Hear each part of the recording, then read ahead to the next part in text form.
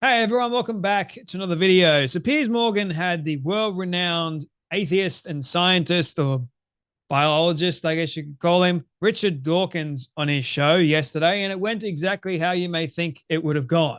Not very well. It seems like Richard Dawkins doesn't really like being on Piers' show, but yet he goes on there because views and whatever else. Who knows why Richard Dawkins goes on Piers' show, but it also seems like the kind of questions that Piers asks towards Richard Dawkins, Richard just doesn't like answering many of the questions. I mean, he answers most of them, but some of them he just, gives very short responses because I feel like Richard thinks that he's hyper intelligent or too intelligent for Piers.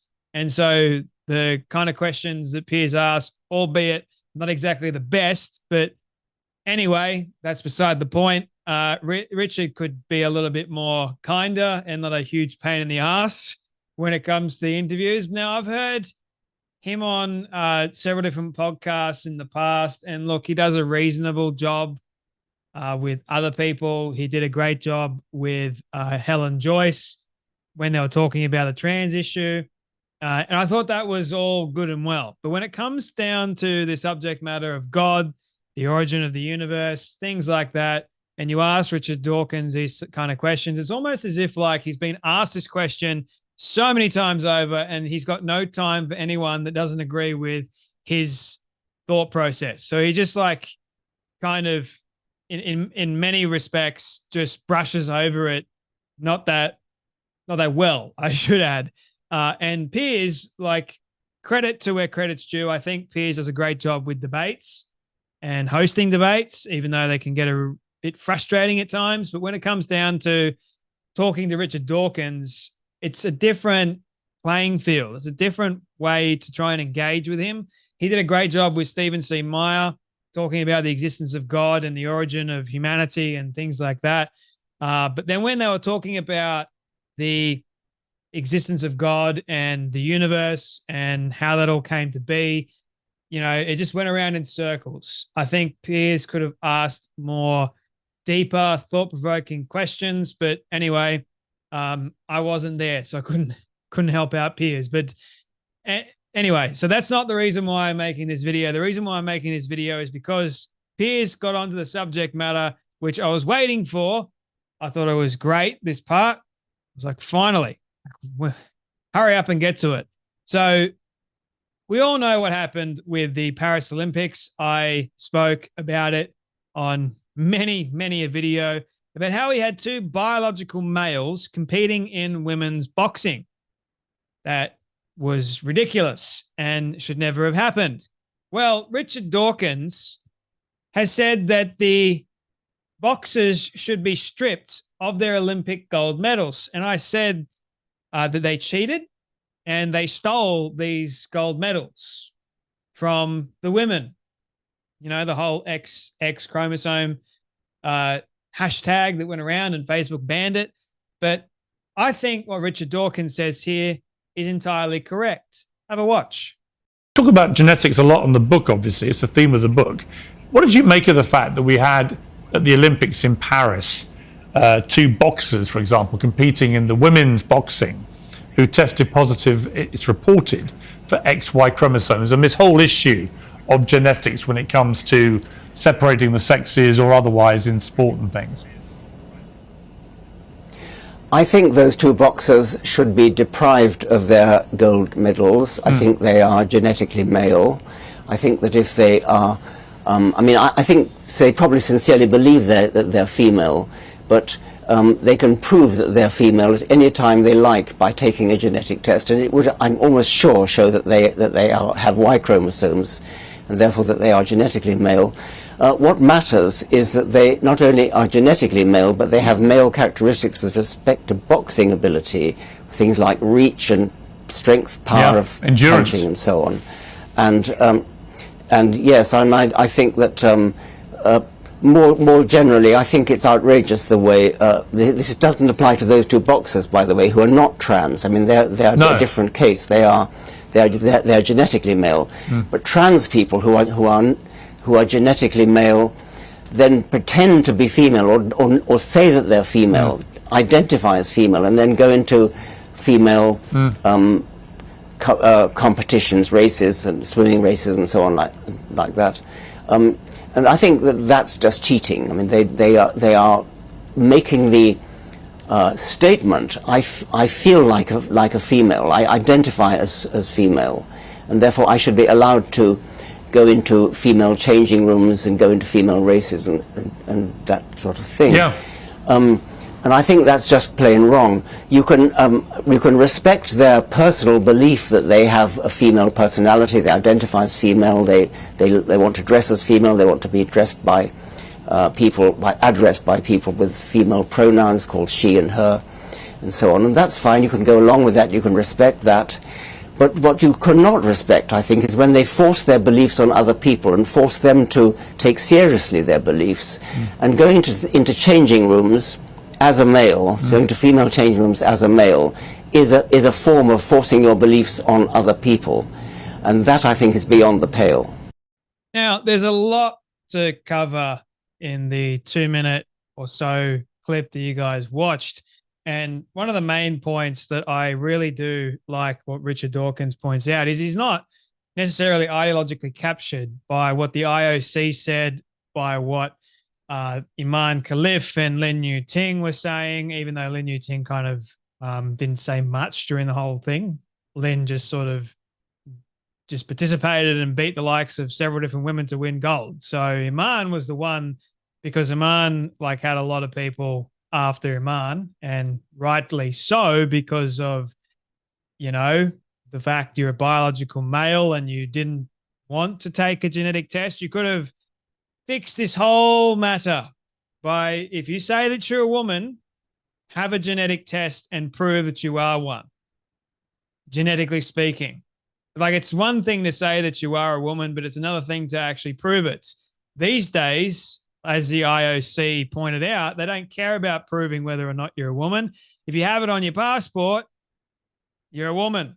If you say that you're a woman, you're a woman.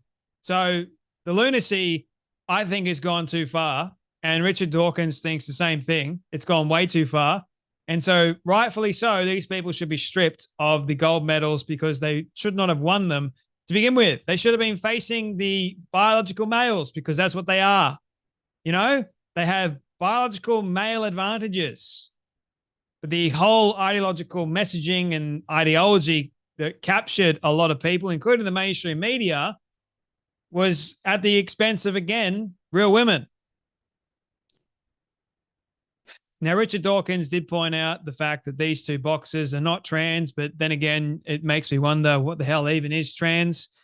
They're claiming that they're something that they're actually not. So, which is the whole trans argument, the whole trans debate. But it's these days, if you've got to say that you're trans, like the Paralympic runner from Italy claimed that that person was trans, and the mainstream media was like, oh, I think it was Peter Thatchell, the absolute lunatic and dingbat, that was like, oh, the Italian runner has got no physical advantages to any other trans woman.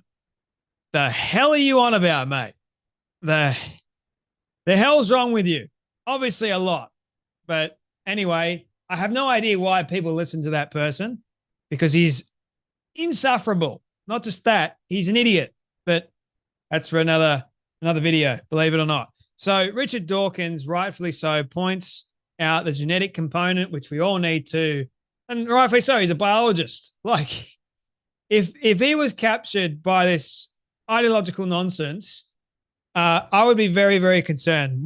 It's one thing that we disagree on God existing and him just denying that, and whether or not he's going to live in eternity. I think he's going to burn in hell for all eternity at this rate, the way that he's going. And then also saying you're a cultural Christian, but you don't believe in any of the Christian teachings or whatever else. You don't believe in Jesus. You don't, that's just contradictory if you ask me, but he doesn't seem to think so.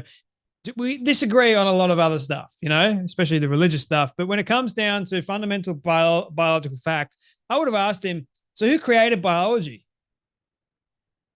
Who was the one that came up with biology? Was that all constructed over millennia over billions of years of evolution. And, how did we come to be with this unique biological structure we call the human body that is able to talk, able to think, that scientists are still trying to work out to this very day. The intricacies of being a male and the differences there, and the intricacies of being female and the differences there too. Like, there's so much, and yet Richard Dawkins doesn't see that there has to be a designer of all this. But according to Richard, Big Bang created mankind, humankind, or life. How can nothing come from nothing? How can nothing exist out of nothing?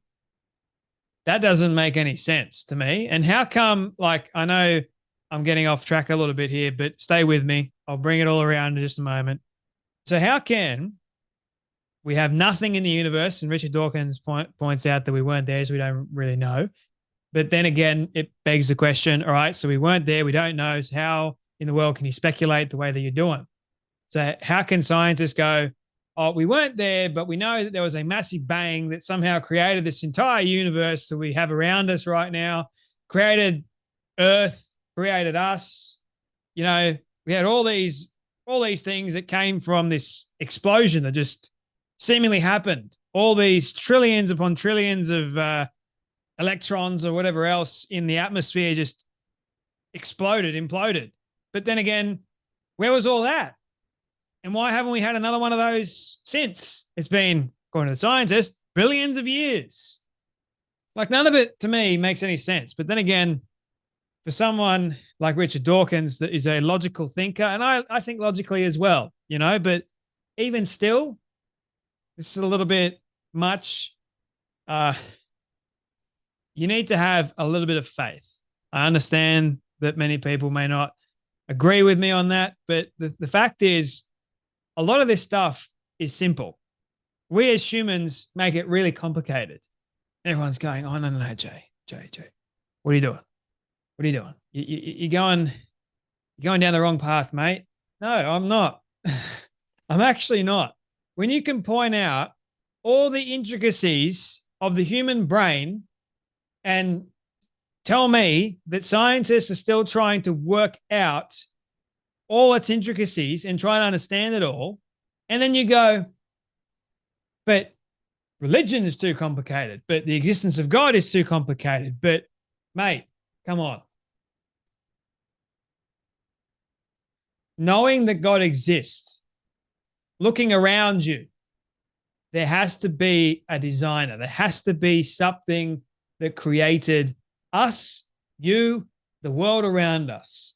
It's too much resembling that of a designer. The design. You have to look at creativity, for goodness sake. How are we so creative? Makes you think, doesn't it? But nevertheless, I don't think Richard Dawkins has been confronted, or maybe he has been confronted with, I guess he has been confronted many a time with the truth, but he just doesn't see it. It's like Jordan Peterson. He's becoming very, very close to being a Christian, but then his highly intelligent brain gets in the way. Sometimes you just got to get out of your own way and then let God do the rest. There's been many an atheist I've heard of that has realized where they're wrong and changed their life around and followed Christ. And that's been the best thing in the world. Look, I don't think you need to be religious. I think you need to be in a relationship with God. And that is far more important than following a set of rules and whatever else set up by man. And I think that's where we differ a lot of the times. Richard Dawkins and so many other prominent scientists that don't believe in God, or they have issues with religion, because religion's left a very poor taste in a lot of people's mouths. But anyway, I agree with what Richard Dawkins said in regards to Iman Khalif and Lin Yu Ting. And I just wanted to point that out to you all. So anyway, my friends, that's enough from me. I know I went on a little bit of a tangent. I hope you enjoyed it nonetheless. But anyway, you guys take care, you be blessed, and I'll see you all in the next video.